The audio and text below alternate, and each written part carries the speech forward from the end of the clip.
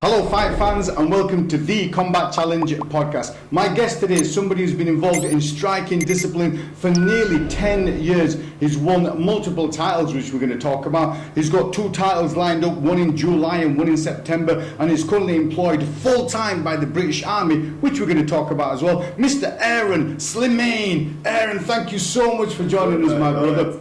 And before we go any further, happy birthday to you, my brother. I was at the car park, right, and I saw it on the timeline. I thought, it's that dude's birthday today, man. You didn't even mention it. How come you didn't say that? Didn't want to make a big deal, you know. Oh, man. Well, I'm so pleased you're here with us to do this podcast today on your birthday. Now, usually, right, brother, when I do a podcast, and when we finish here, there's a segment that's called Roll with the Host.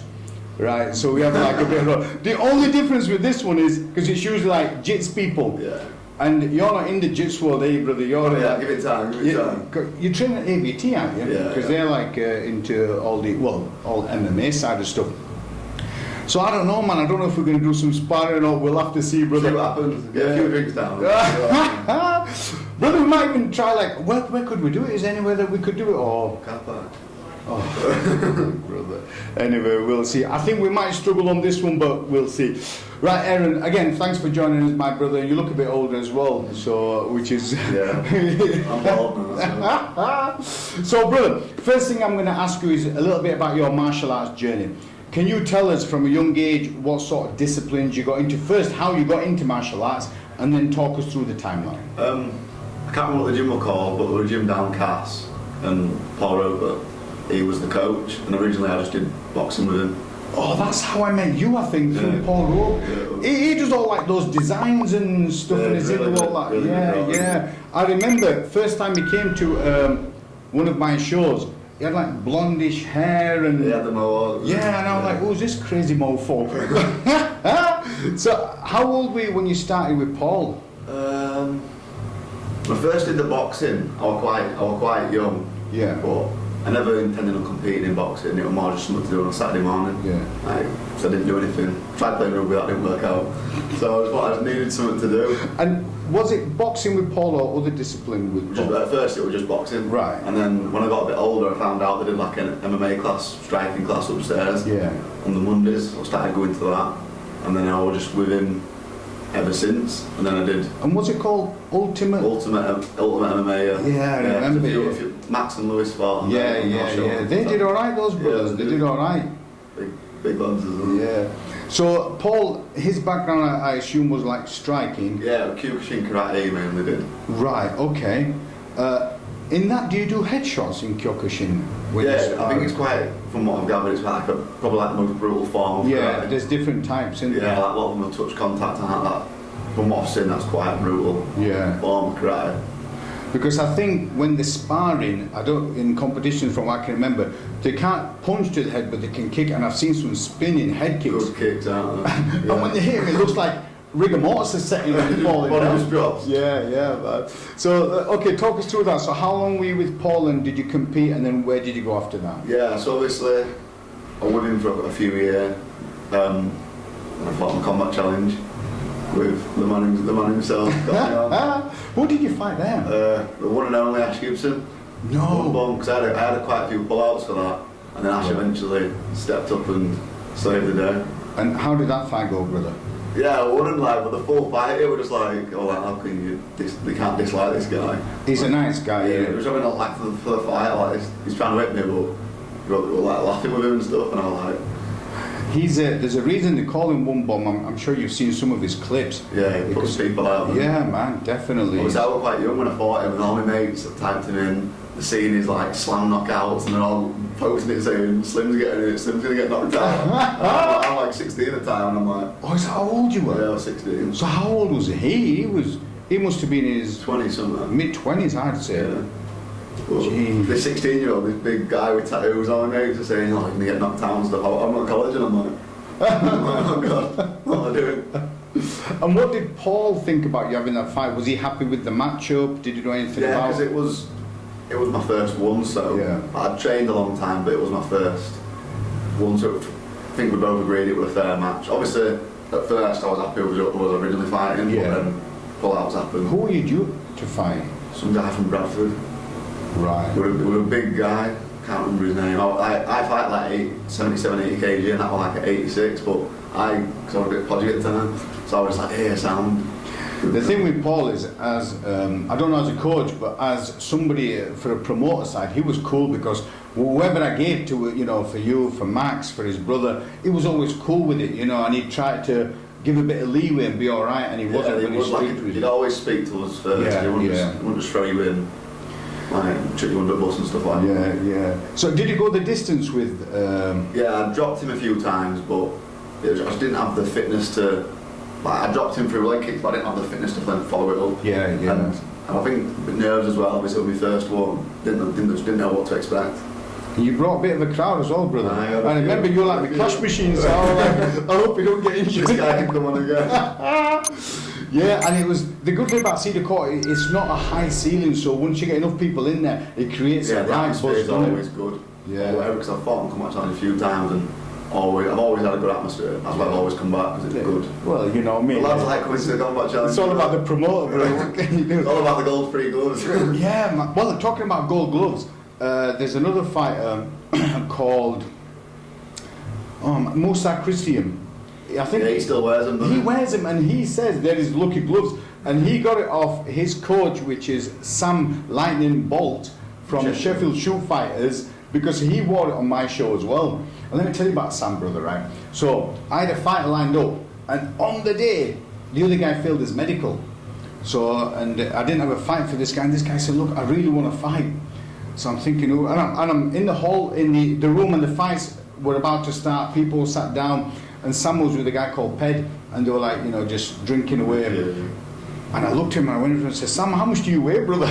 And he says I weigh so much. And I'm like, listen, a fight has just dropped out. I know you've got the drink. Can you put it down and come fight? So we had a little chat about the rupees, sorted that out. And he did, and he fought, and he won. But ever since then, those gloves, he gave them to Musa Christian, and he just wears them all the time, you know what I mean? The thing with those gloves are, brother, like for me, although Combat Challenge is mainly an amateur show for like grassroots, for people to go to bigger and better shows, I always track people professionally. So I tried to look after them, you know. I made sure that they all got gloves and t-shirts, and the rooms were nice, and it was air-conned, and you know, you want people to enjoy it. Come back, don't you? Well, they do. You know, they keep coming back because they know that what I say is what's going to be delivered, rather than, you know, false promises, because or setting them up. You know, a lot of for failure. They're always fair matches. Mine have always been fair matches. Fights that Larry a couple of times I want to pull out. Yeah, or a 16-year-old fighting a 25-year-old man. Don't talk about that. Don't talk about that. So after that fight, brother, so did you stay with Paul, and then what did you do after that? I went to Ty after that, Ty Harrison at Sengoku in Thurston, and I was with Ty for a lot of my fights after that, a lot of the tournaments and stuff. So he's not from a karate background, is he? Yeah, Ty's Is he as well? But he's an all-rounder. He's from karate. Karate's his bread and butter, but they're in an area that he's not good at. Yeah. Like, he don't look as strong as he is, as well. Like, once he gets on you and stuff, you just like. Well, I saw a clip of him the other day, brother. It was at this place when he's doing the dumbbells, and he's like, I'm just starting weights again, do you know? He was here, wasn't he? Yeah, no, he trains with the owner of this place, Ryan. Okay, right. That's cool, man. So then talk me through how long were you there, and then when did you then decide to move to AVT, and why? I was with Ty for 2-3 years. I did a lot of my fights with Ty, like a lot of my K1 fights, and he was a great coach. Like, he's always put so much time into training and stuff, and most of my spars he'd jump in with.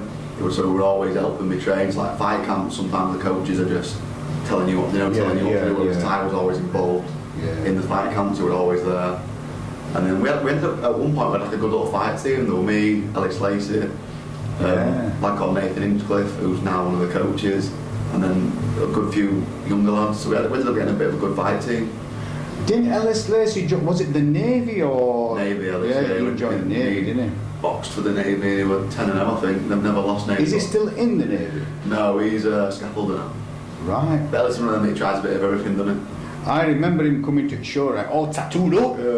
I'm like, who's this? Birds looking at him. Yeah. Like, Well, the thing is, right, because he does a bit on Instagram. I don't know if he still does it or not, but I think he got into a bit of modelling. I'm not sure if he did or not, but they were like those pictures. Yeah. And you know, I thought this dude's gonna get his nose broke. But he did all right as a fighter as well. Yeah, He did all right. like people. And he's game, innit? Yeah, because how he is, people forget that. He could, like on a night out, people forget that what he can do and stuff because tattoos and that. They'll think he's like some sort of Geordie Shore extra or something. And then he gets a big left hand or something. Yeah, no, I like Ellis. He's always been cool again with me. Yeah, he's game for now. So you had a good team, and then what happened after that, brother? And then Ellis, well, because of work commitment, took it always when he could. Right. Nave started wanting to do more of the coaching, and Ty just went to me once. He was like, I feel like you need to take that next step. And not a lot of coaches that do that. Yeah. A lot of coaches will try and keep you for them. If they've got a lad that's competing for them, they'll try and keep you. And that's quite selfish, whereas Ty were like, I can't give you like the commitment you need and stuff anymore. Well, that's really cool. That's why you get on with him as well. Yeah, like you I still go see him and stuff, we still train together, I go down and see him a lot. Like, I'm not falling out with him or anything.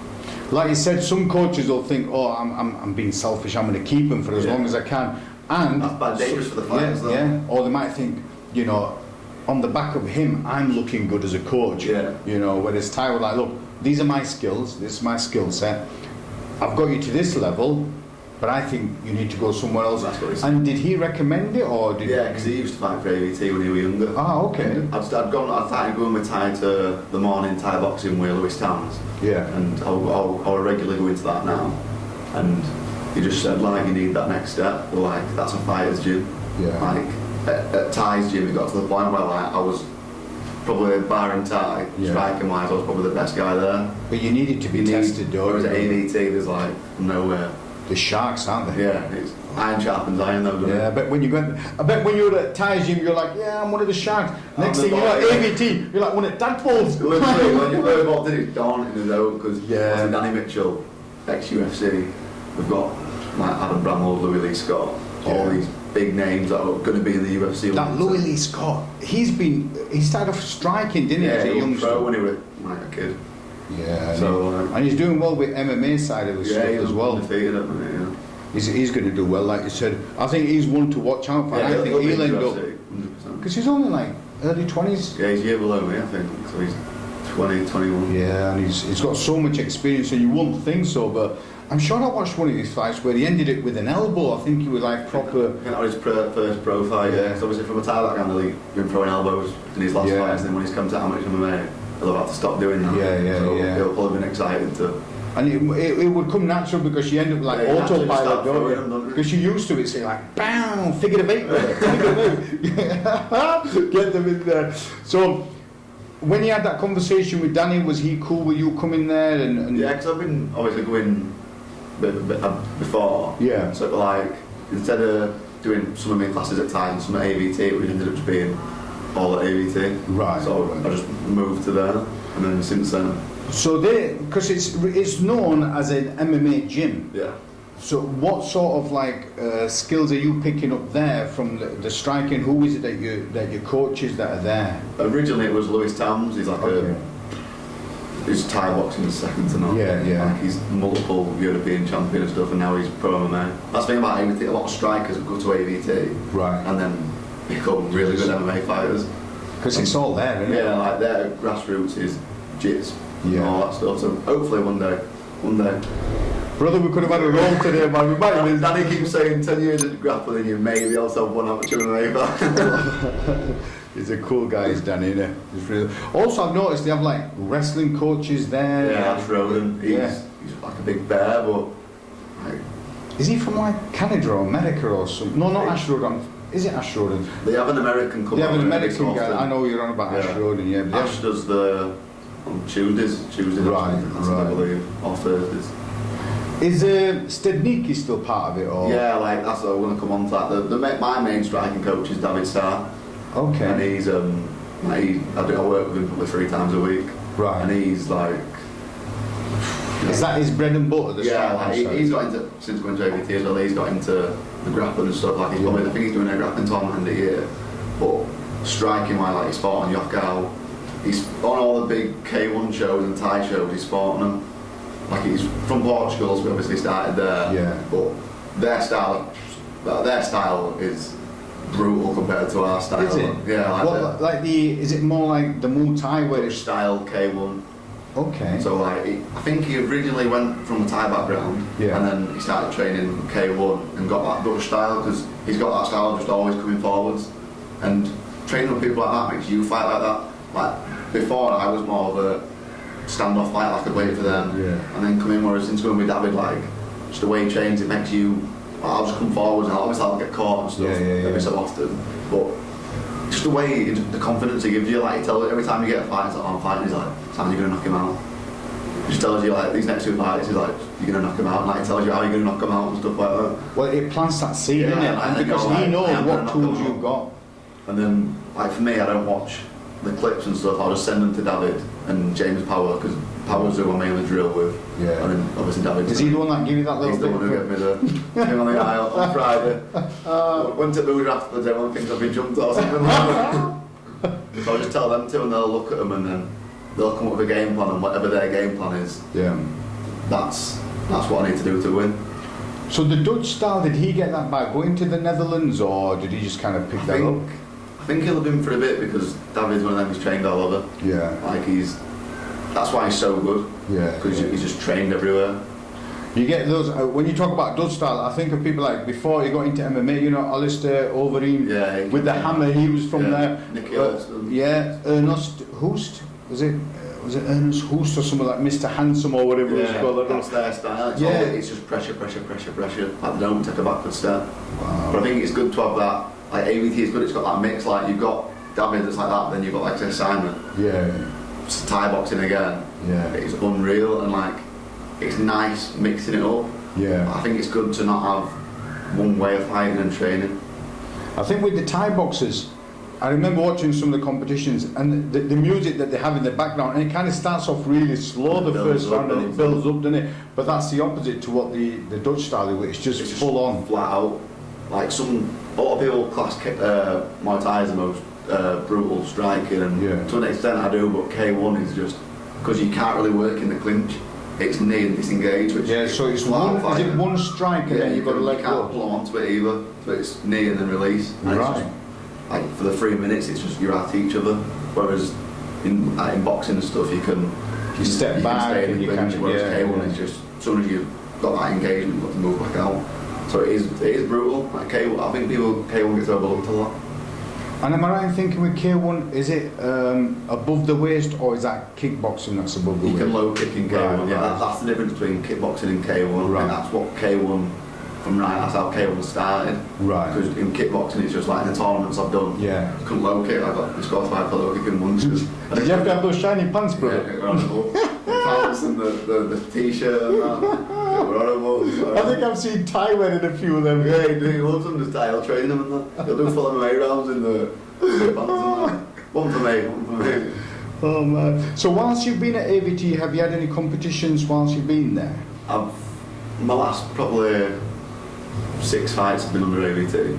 Right. Because I fight quite often, obviously, apart from last year because of the pandemic, I'll try and get like 5 fights. Like the year before I had 6 fights.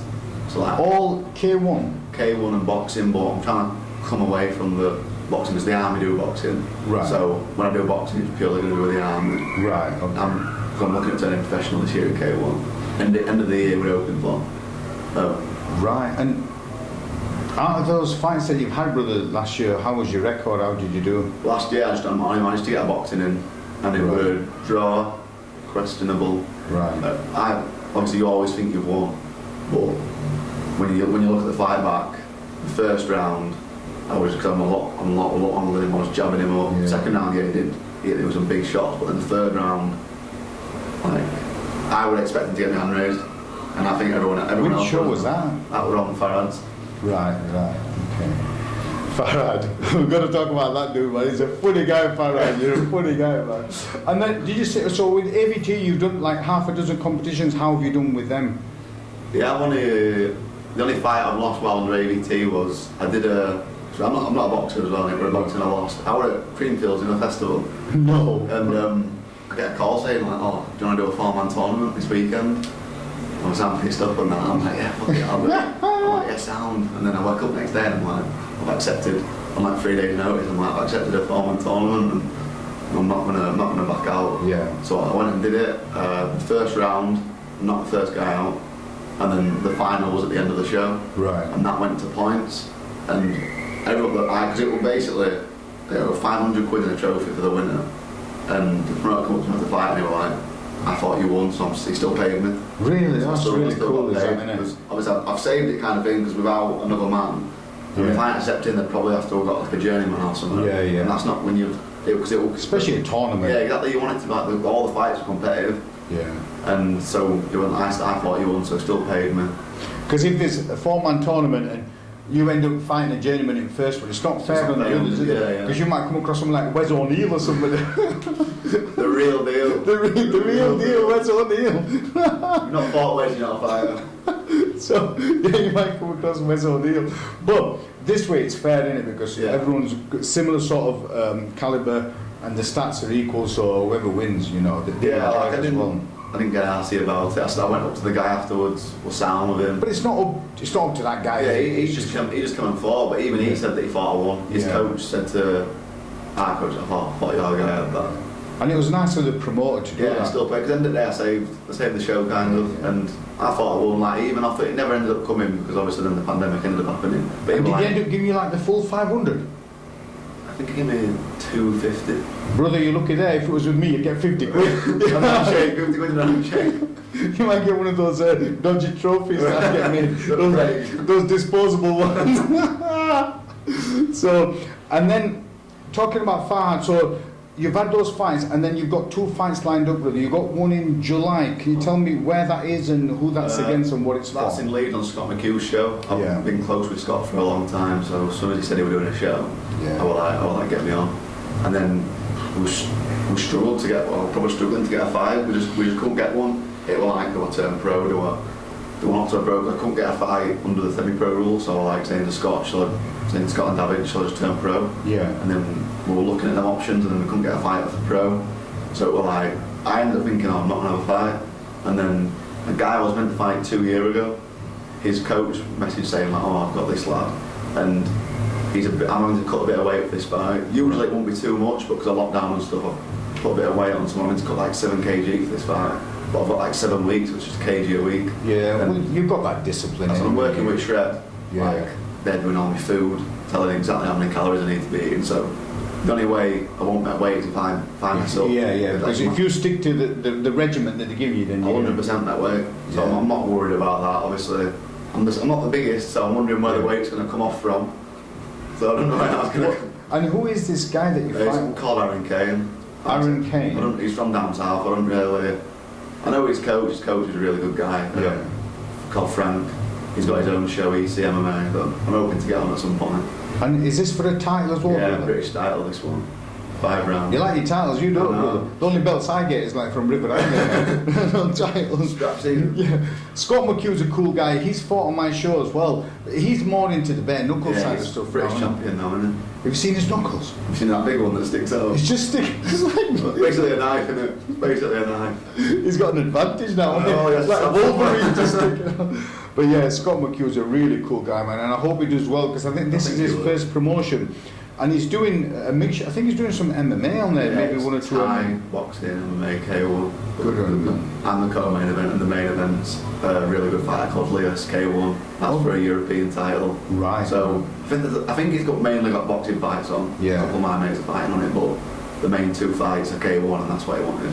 Well, I think is what discipline you're from is what, as a promoter, you kind of lean towards. So for him, he's from a striking, innit? So he'll want more of them, and then he might throw 1 or 2 MMA in. I'm the other way. Like for me, I have like mainly MMA, and then I have like some K1 and a bit of boxing in there. And that's July 24th. And is that in Leeds somewhere? Leeds, John Charles Sports Centre. That's all right. Is that we're going to pick tickets up after this, actually. Really? Yeah. Brother, I'm gonna get him for free, man. Scott McHugh, if you're watching this, brother, if you dare charge me that, you're gonna be in trouble, brother. And then, so that's in July, and then in September. I think can't remember what date in September, but I'm fighting on Farhad's for an ISKA belt. Is it 25th? That rings a bell. I need to find out. I need to find out, that's for sure. I'll be in bed and I'm ringing me going, where the fuck are you? It's today. Yeah, I think, hold on, I'm going to check on my phone now. Just check. 'Cause I think it's the 25th you're fighting him. Let's have a look, brother. I can do it now. If I bring up Farhad, it'll be in there, won't it? Brother Farhad, you're a character, you.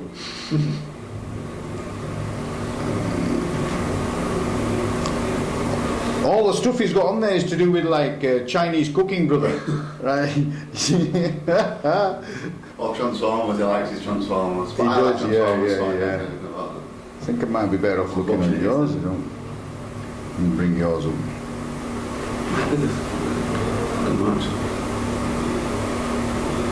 Because I'll tell you where I came across him was I was looking in your feed, right, and it shows you do some training in Lithuania. And he's put someone like Aaron Slimane, his trainers for his title fight, and you're in Lithuania. Doing a NATO exercise. Yeah, man, he's a character training, so I've got my cues. He looks after that fighters. He is, he's a nice guy. You know, I've got a lot of time for Farhad. Anyway, here we go. I've got it on there, but it doesn't say what the day is. September 12th. September 12th, right. Well, I know now anyway. The one we're looking at now, we put some up, because the guy you're fighting is called Uzi. Yeah, something like that. And he put some stats up on there, saying who takes this one. And at that time it was 89% towards Uzi kicks too hard. And 11% Slimane is too experienced. So first of all, how did this come about and what title is it for? ISKA area title. Oh, cool. So okay. That's why I couldn't really say no to it, because before you turn pro, especially, you want an ISKA belt. Yeah. And he just rang me again. We're at the boozer. So he rings. I won't miss this time though. Yeah. So when I accepted this, I actually accepted it with a sober mind. Right. And he was just like, "Do you want to fight?" And I said, "I wanted to fight bare shin, but it says under ISKA, it's not pro. It's got to be." So they're going to wear shin guards. Yeah, but right. Still, are the gloves the same size? Yeah, it's still the same gloves and that. It's just shin pads, but doesn't really change anything. Like, if anything, it just means you can kick harder. Yeah. You can, without having to, because if you get a kick checked, it's not the same. Like, I've had a kick checked with bare shin before, and it's, you can't walk afterwards. Whereas it just means you can kick harder. You can step into it. Obviously, I prefer it to be with bare shin, but. And is it similar rounds? Everything else is the same. Yeah, 5'2" still. Right. Okay. I'm going to come to that. Farhad. Free tickets. Free tickets, brother. I'm coming to that show. So, that'd be cool, man. So you've got that. That's the ISKA one that you've got. Yeah.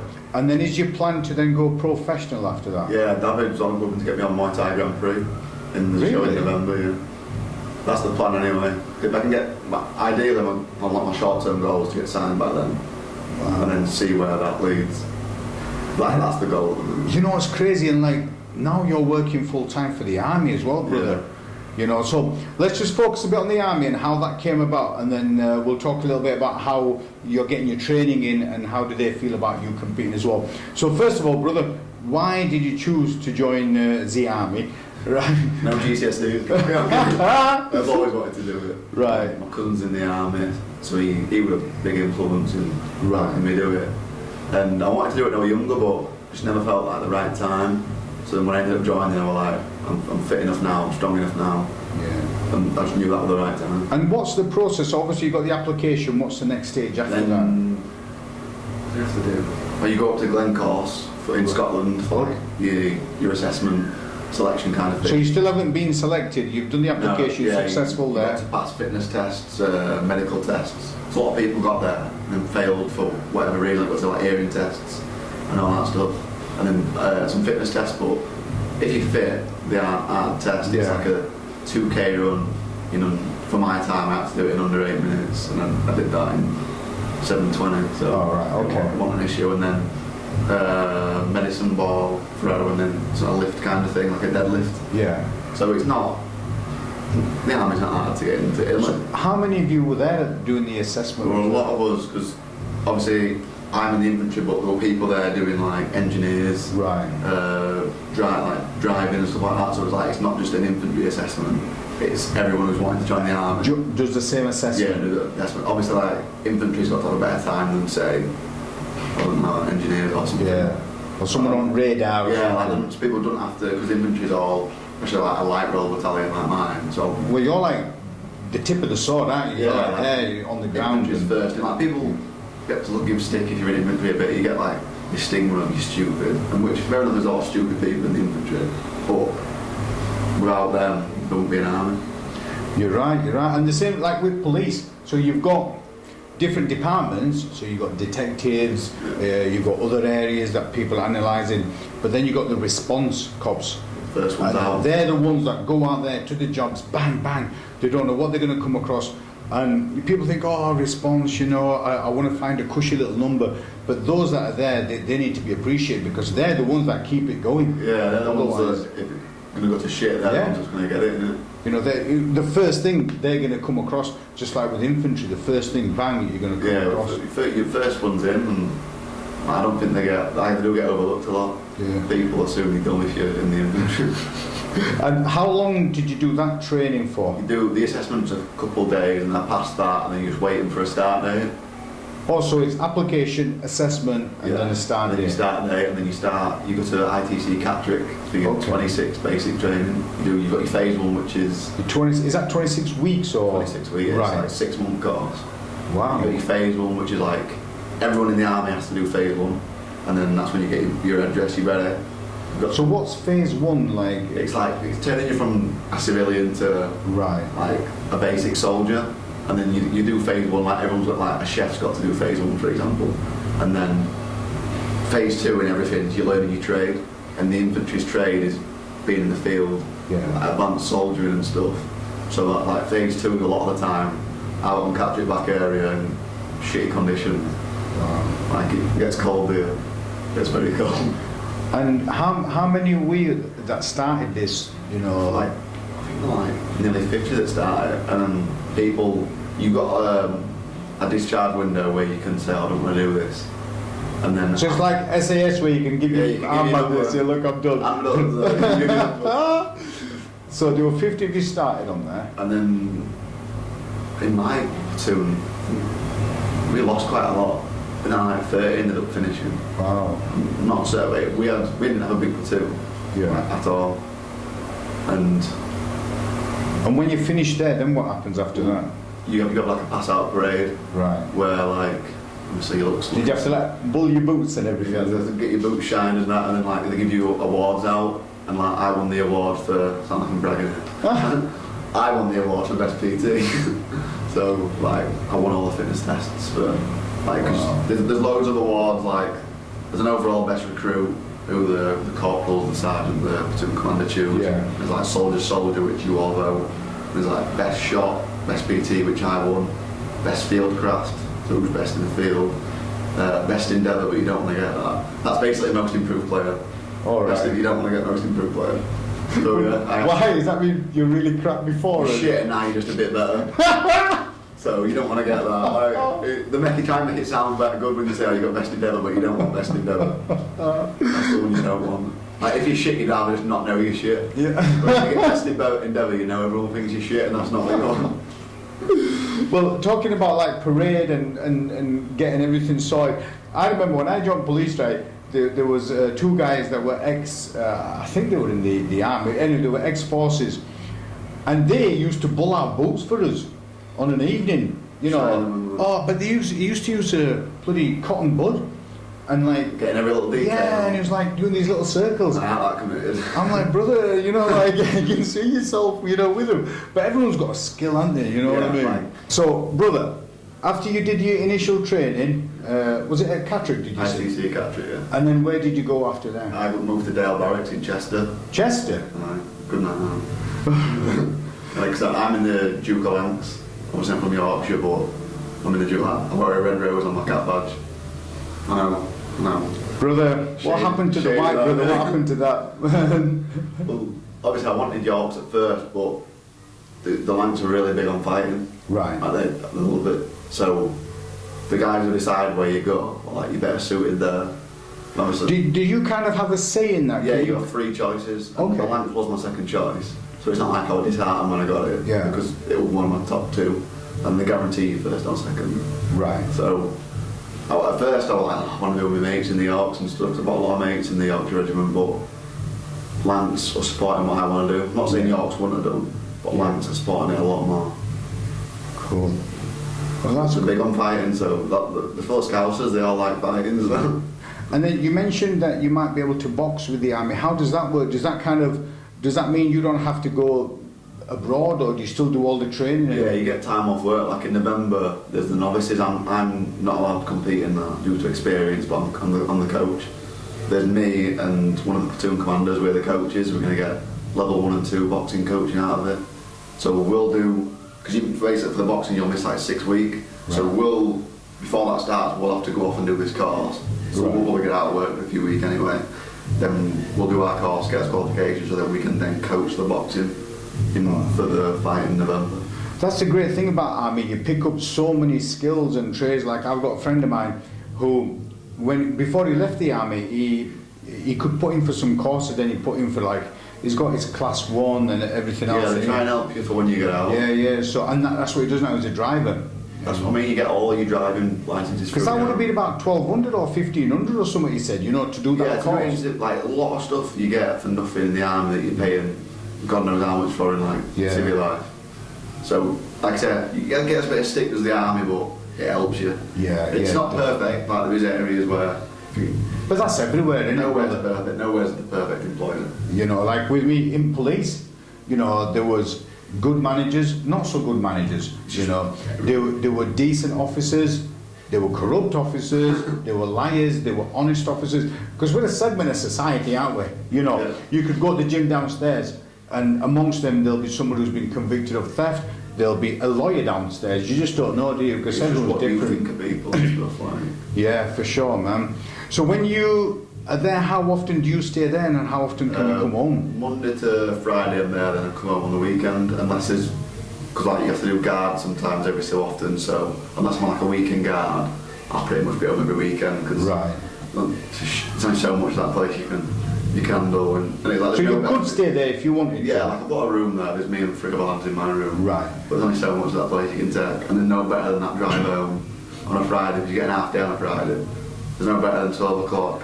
So you miss out the traffic, don't you? Yeah, like if you get kept a bit later, that's the only hassle. I've hit traffic a few times. Yeah. It's like an hour and a half journey. As I'm getting into Leeds, the traffic and it makes a big difference, doesn't it? It makes a big difference. 2 hours traffic can have like 2 hours onto your journey time, depending where you're going.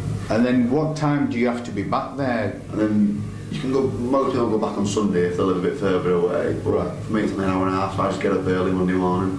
Right. Oh, okay. Back. Unless there's something I have to be back for. Yeah. But Monday they're a late start, 10 o'clock start. I think. Well, that's good. They kind of look after you there, don't they? Yeah, because everyone was used to being hanging on Monday stuff from the weekend, so they extended it a bit to a 10 o'clock start on Monday. And is your stuff that you do there, is it mainly classroom based, or are you out and about doing stuff as well as part of your training? Because obviously we've had Lithuania, so for the past... Brother, that Lithuania, right? Brother Farhad, right? I saw you putting a status up about that, saying that Brother Slimane was training for his fight against Uzi. Right? I don't think that's what it was it, brother? It was NATO exercise. Maybe did a bit of shadow boxing, but it wasn't. So, and how long did you go to Lithuania for? We were there for 2 weeks, and we were in the field for, I think it was 10, 12 days of that. Man, that's cool about the army. Just think about the places you can go. Like it's rough when you're there. Like we didn't shower for that full time. Really? Yeah. Wow. Like you've got to have bring yourself, so you take baby wipes to help you. So like you come off exercise stinking like. I aged about 50 years. But once it's done, yeah, you feel good about yourself because like you've done something. Yeah. Like I've been Lithuania now. Never thought. I'm not desperate to go back. Yeah. But like meeting the other forces, like were the Americans, the Lithuanians, the Americans, the Germans, meeting all these other forces and stuff. So. And kind of training together. Yeah, like it was like a makeshift battle kind of thing. Yeah. Like it was the Americans and the Lithuanians versus the Germans. The Germans. The Germans. Exactly. And it's like there were people there to tell you if you died.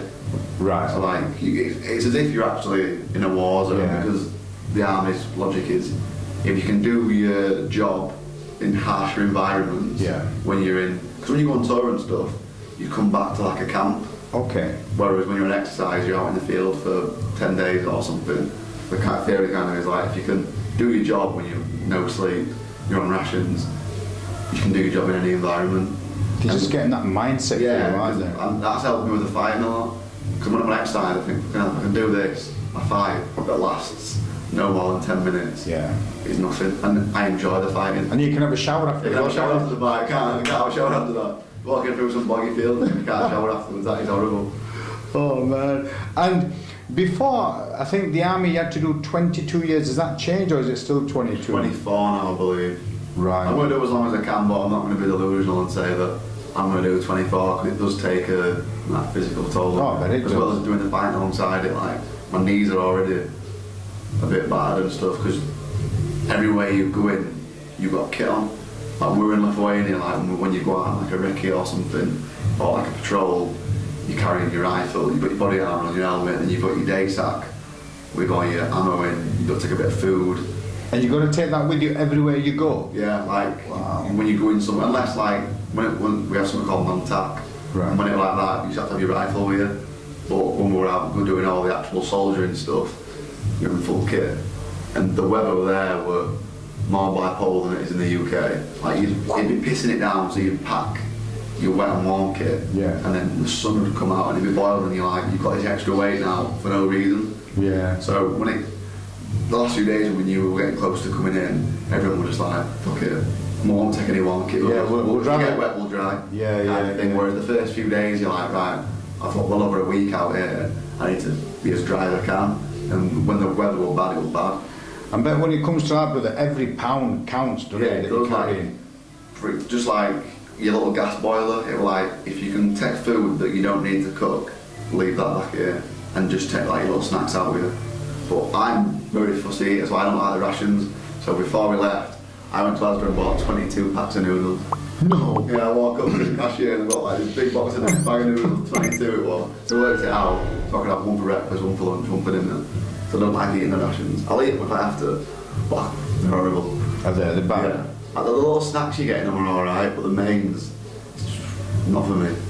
So I'm just there. Is it because they just have the maximum amount of like protein or whatever you need for your body, everything you need in them, but it won't be as tasty? Not nice. Like, sounds nice. Like I had like a beef burrito thing, and I'm not part. You eat beef burrito, and you're like, oh, beautiful. And then you open it, and it's like covered in this weird tomato sauce, and you're like, what the fuck's this? So I give them out because I've got my noodles and that. To keep the little snacks like the biscuits and that, because they're good for when you're going out on your patrols and stuff. Put them in your weapon, and then when you're walking, you just get them out. Or if you stop for 5 minutes, have a little nibble on something. You know, you're talking about like, you know, pressure on your knees and stuff.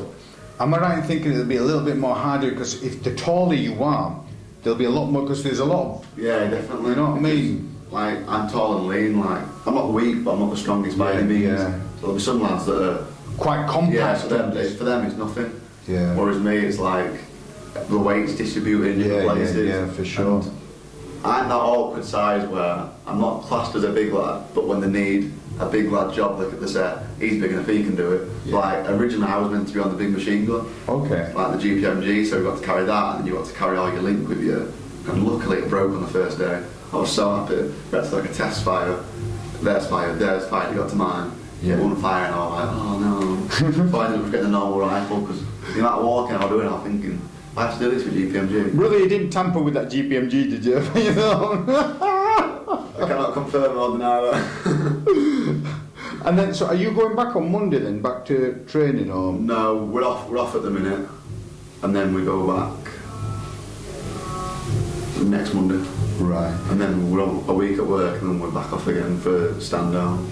Now you said that obviously you're competing in July, you're competing in September. One, is the army okay with that, and do they kind of support that, or how does that work? Yeah, definitely. Like I spoke to ROC, which is like the highest ranking officer in my company. Right. And I said to him like, I've got these two fights, I'm planning on turning professional this year. Is there any chance I could have a bit of lenience? And they were like, yeah, definitely. So I get to miss morning PT, because we do PT every morning. And obviously we've got to get it in writing when I get back and stuff. But I get to miss morning PT to do my own training. Cause when I'm at camp, I train down at Next Generation. Because Because obviously Chester's not too far from Liverpool. Right. But it's like a 40-minute drive. I've got to pay for tolls every time, so that's a bit of a ball. Is that with Coach Paul Rimmer? And Yeah. I do a lot of, obviously, 'cause it's K1. Like I'm doing the grappling and stuff, but there's one of the Thai boxing coaches. I do a lot with him. Because I had Paul Rimmer on the podcast. Really cool guy, man. Yeah, you know. And then that Paddy the Baddy Pimlet I had as well. He's just got in UFC, yeah, hasn't signed them, yeah. I haven't met him yet because they go to all the. I've been told I can go to them after his Cage Warriors coming up or something. Yeah, I think he's. Enlist, one of the coaches, he said. Yeah. Get Cage Warriors out of the way and then start coming to our morning classes because that's what I need to be doing. There's Ellis, and then there's Matt Bonner. I think he trains there as well. Yeah. Matt the Beast Bonner, and a few of them are doing. They're doing the trilogy on. I think it's Thursday, Friday, and Saturday in June. Yeah, I think it's in June. All fighting on. Yeah, they're all fighting on there. Busy weekend. But Next Generation's a cool place, man. And every single lad that I've had from there have been perfect, you know, on a podcast. And that Paul Rimmer, he's a big guy, man, you know, in the MMA community. And his jiu-jitsu's second. You know, and to have him on as well, it was nice. So you're getting your training down there as well? Yeah, down there. So I couldn't. AVT's obviously up there, and I didn't want to go from a gym up there to an average. Sure. Got used to a standard, don't you? Yeah, of course. And a lot of my camp is done in like I drive home to come train like with David and stuff. Yeah. But because I can't leave work, I can't just put work off. A lot of my training's done down there, and I thought I need somewhere. So I spoke to Jay Furnace, and he was like, "Oh, like, do any good gyms in Liverpool?" And it was him, and that's another good thing about AVT. A lot of gyms wouldn't say, "Oh, good train with them." Yeah. And Jay were like, he sent me a list of places. He was like, "These are all really good gyms." And then he messaged Paul for me and said, "Oh, like I'm assuming like one of our lads is going to be coming down to yours to train for a week," and then I just signed up.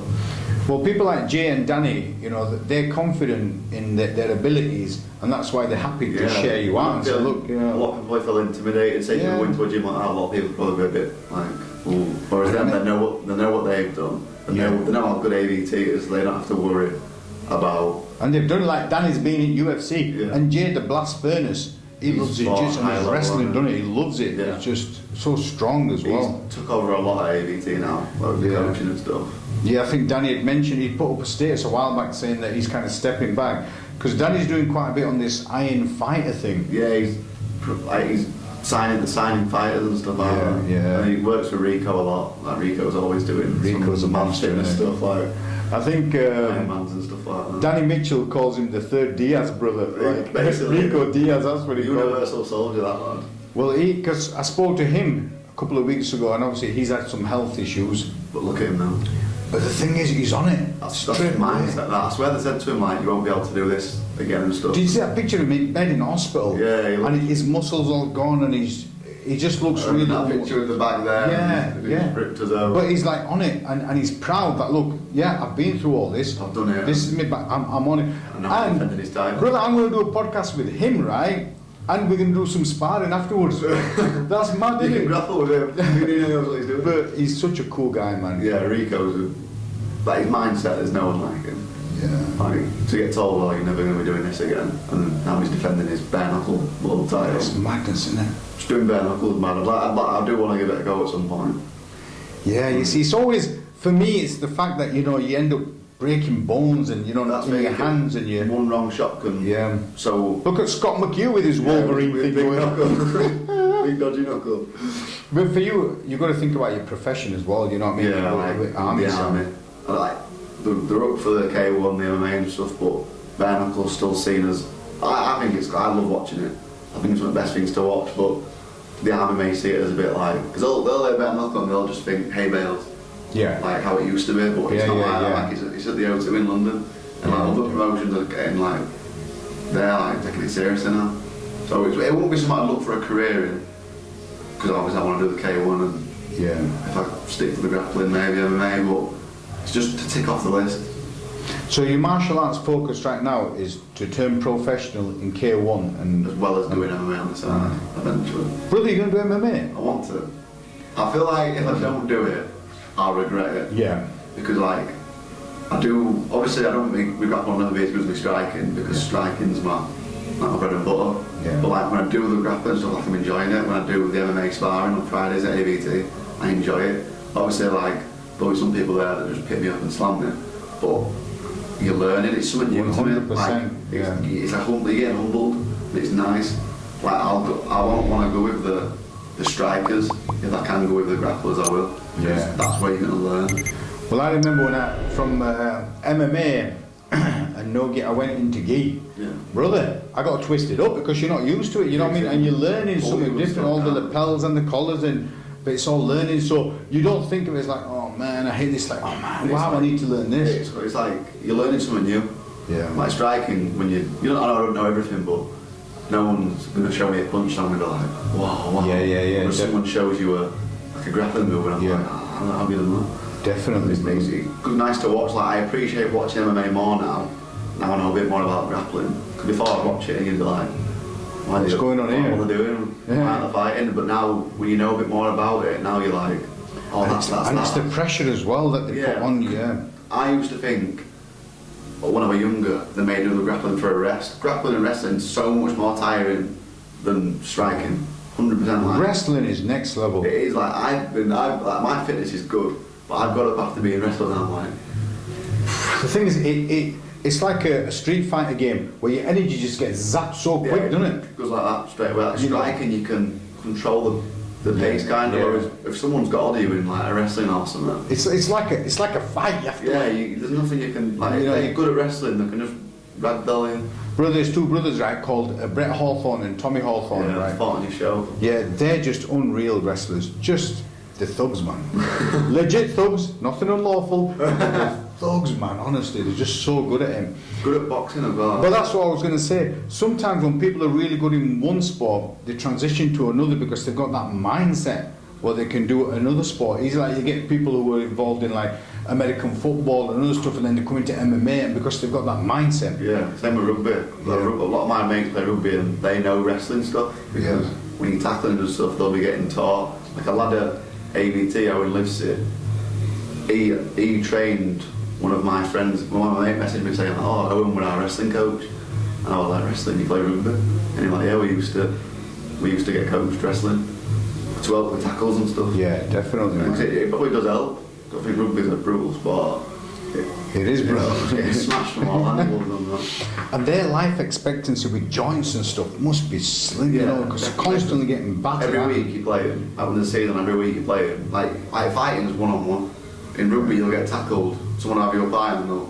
And it's the ones that you don't see that catch you. Smash your legs and that. Because when it's one-on-one, you can tense up and you know... Yeah, you know what's going on. Yeah. Whereas that, you're getting tackled by one person, another person. It'd be like having a wrestling match with someone and then another wrestler just running over. Like a Royal Rumble. So, brother, you've got your fight in July, fight in September, brother. And then I need you back on the podcast, but there's a condition. You can only... there's two conditions. One, we're going to have a grapple, right? You know, and so you need to learn a bit of MMA. I'll tell you not. Brother, listen, you'll wake up, right? There'll be a sign on the door saying visiting hours 2 to a bed. I'll have a bottle of Lucasade or something. Or I'm going to get a bit of K1 in, and then we're going to have a sparring match. So we're going to have something. And secondly, brother, next time you're on the podcast, I need to see 2 belts on you. Of course. Okay, so the one from July and the one from Farhad show. Farhad is still a dodgy geezer. So, Aaron, thank you so much, brother, and we'll look forward to having you on in October, hopefully. It's been emotional. Cheers, bud. All right. Appreciate it.